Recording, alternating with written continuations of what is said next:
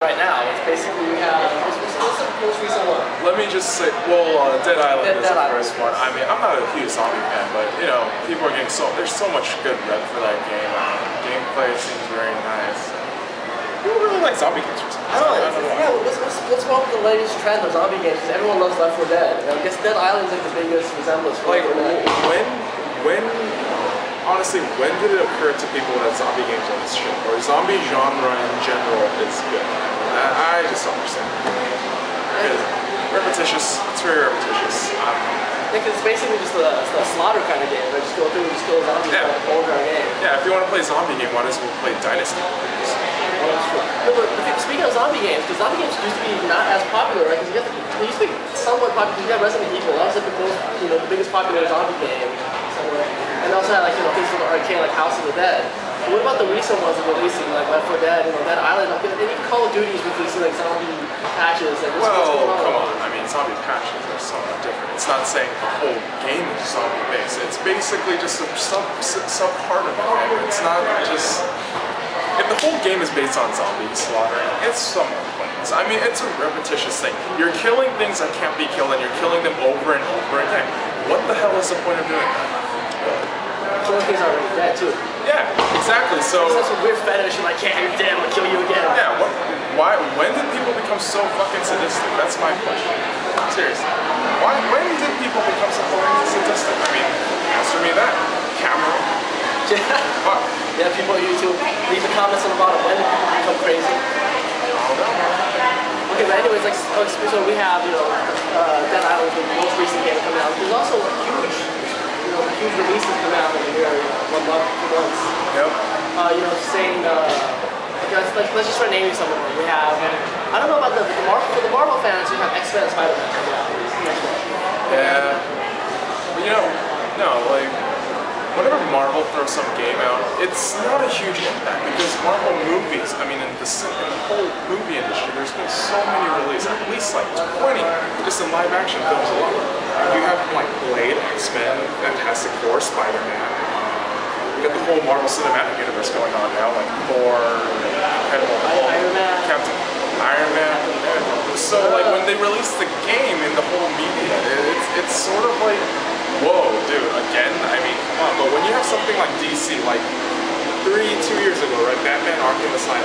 Okay. Dude, like DC, because of its rarity, games when it shows up, bam, instant hit, instant greatness.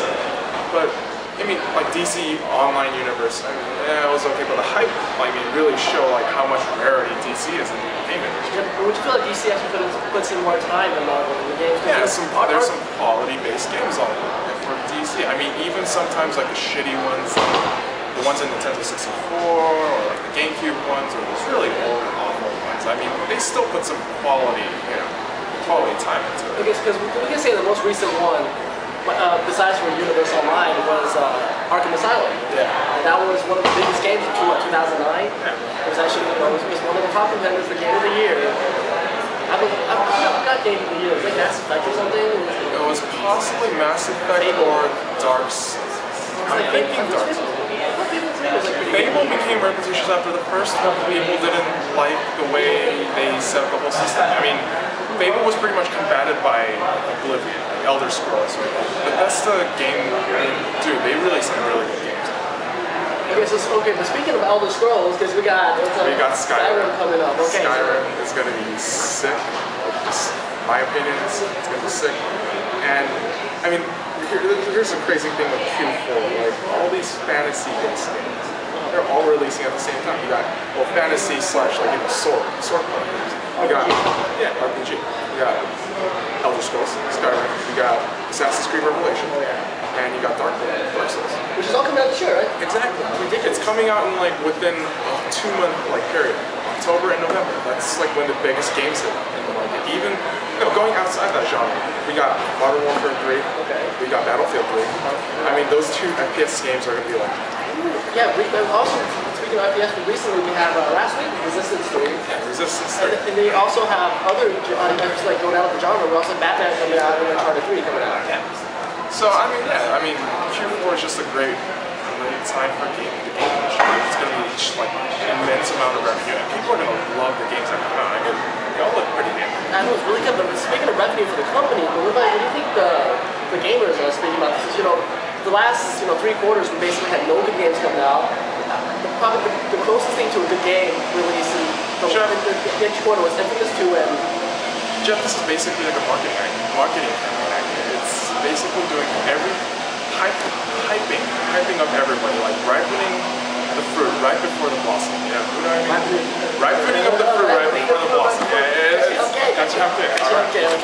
Yeah, anyways, yeah. So like they're just waiting to make the hype happen, and then right when Q4 hits, bam! Oh, exactly. I don't want to be that disgustingly graphic, but you can be disgustingly graphic. It's YouTube. Everyone's disgustingly graphic. I'm just saying that yeah, I mean Q4 is gonna be great. Profit-wise, it's gonna be great, and people, I don't know, man, people just love the shit that's gonna come out. I mean, Dark Souls, they have the whole collector's edition upgrade.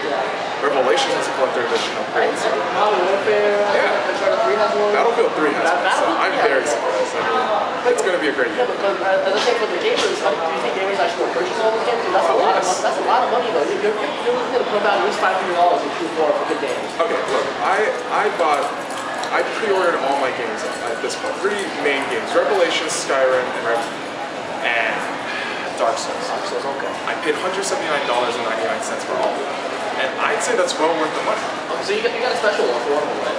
2 of them. 2 of them. Because they're collectors. They upgraded to the collector's edition, which is Revelations and Dark Souls if you pre-order early. Okay.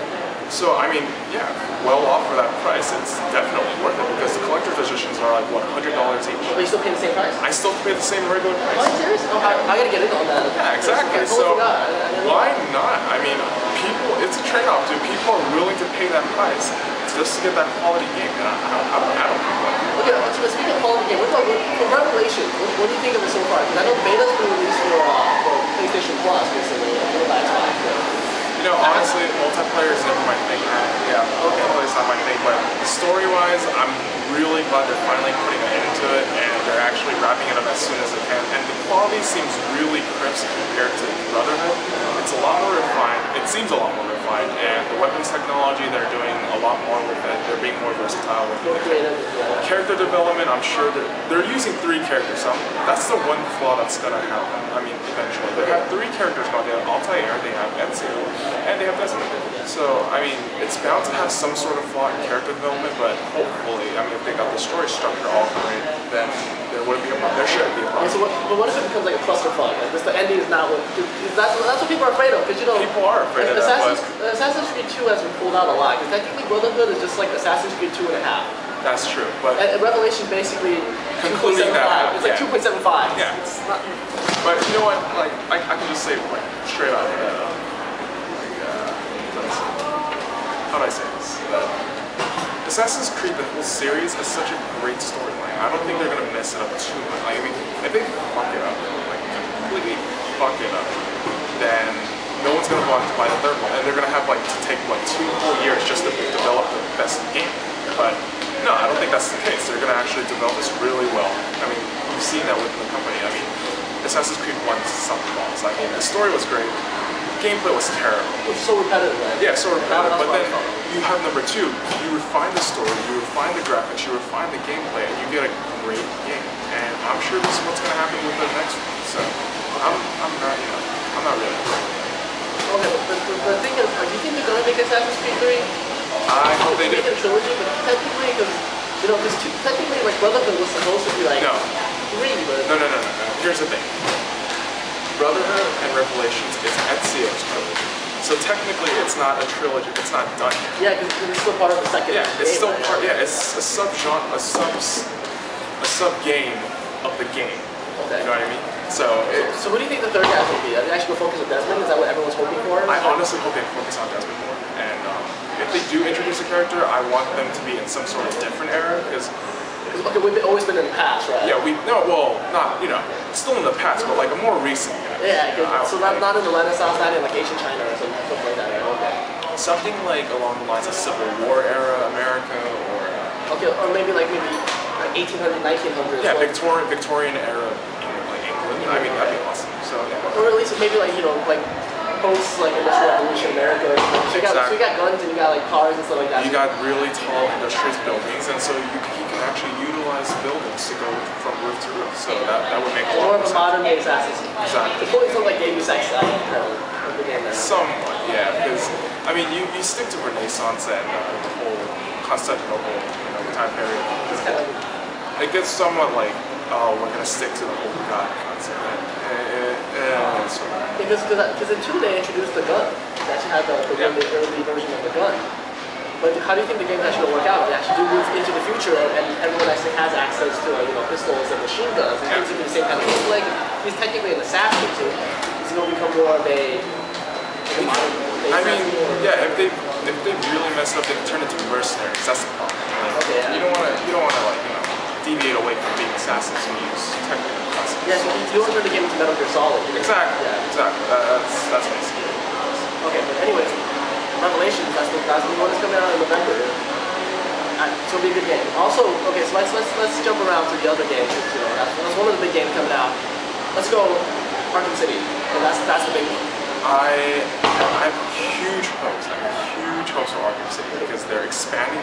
First of all, they're expanding the layout, the whole location. Yeah, so instead of being on Arkham Island, you're actually getting the whole city. Yeah, exactly. You don't have that one infrastructure. Now you're just having the whole city to yourself to explore. And you got Catwoman and all these random ass villains like Mr. Freeze, Penguin. Dude, it's gonna be pretty awesome. But the one thing I'm really hoping for that they can fix from the flaw of the first one was that the boss battle, the final one, just sucked. I mean, when you fight with the Joker, spoiler, when you fight with the Joker, when he's injected with the Venom serum, you expect him to be very, challenging, very difficult to do, but no, it was one of the easiest boss battles and one of the most anticlimactic endings ever. Dude, he was actually easier than Bane. Exactly. It was like fighting Bane again, but he was easier than Poison Ivy, dude. Are you kidding me? Poison Ivy took some strategy and thought to do. Yeah, because Poison Ivy had all the binds and shit coming at you, yeah. No, but thinking like Joker, I was actually hoping to be more cunning and also have the strength of Bane. There you go. That would be like, or at least not be just in an not area. Just the brawn, but the brain too. Yeah, yeah. Because the Joker fight, you're basically in an arena, and you can see everything that's going on. You know what's going on. Joker is running at you the whole time. I was hoping for it to be somewhere like even Killer Croc. That was a good boss battle. Yeah. That was ridiculous because you had no idea what was going to happen. And even the end of the boss battle, spoiler alert, was actually pretty creative too. Yeah. You have to utilize what you did in the beginning. Yeah, exactly. I personally, I didn't remember that, so like I died that reverse the first time. direction, so you're going to be like, okay, how did I come here? How am I going to get out of this? Yeah, so. And also the trap you set in the beginning, I totally forgot about that, so I died the first time I played it. Because I noticed it right when you ran over it, so I set it off too late, he just like ran me into the wall, and I was like, oh, I feel dumb now. But, you know what, it's all good. But this game could be better because you have the Riddler. That is true. You got Riddler, you got Two-Face. Hugo Strange. Yeah, Hugo Strange. So, you got all these villains who have like so much potential, like more down-to-earth sort of villains, rather than supernatural. I mean, there's some supernatural, but more science-based, more down-to-earth. So, hopefully it's going to be a lot better. Like how it's just random note, like going from Tim Burton to Christopher Nolan in the Batman series. What about co-op? Because co-op is a big thing in Batman. Never a huge fan of co-op. I'm just more of like whatever. But like, because you can actually play with, I believe they're adding Robin in the game. I think. Robin's in the challenge mode. Robin's challenge mode and Catwoman's also, I believe, in co-op or something like that. So you can actually play with the people that are going on there. Somebody.